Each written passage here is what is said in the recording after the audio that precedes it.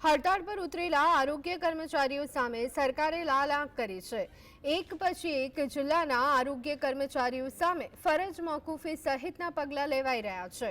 સુરેન્દ્રનગરના 476 કર્મચારીઓને તાત્કાલિક ફરજ પર હાજર થવા ફરમાન કરાયું છે અને જો હાજર નહીં થાય તો ફરજ પરથી દૂર કરવાની ચીમકી આપવામાં આવતા કર્મચારીઓ વધુ રોષે ભરાયા છે। તો સાબરકાંઠામાં 406 કર્મચારીઓને છૂટા કરાયા બાદ કર્મચારીઓ સ્વ બચાવની અરજી કરવા માટે જિલ્લા પંચાયત ખાતે પહોંચ્યા હતા। જો કે આરોગ્ય કર્મચારીઓ પોતાની બે માંગને લઈ અને 11મા દિવસે હજી પણ અડગ છે।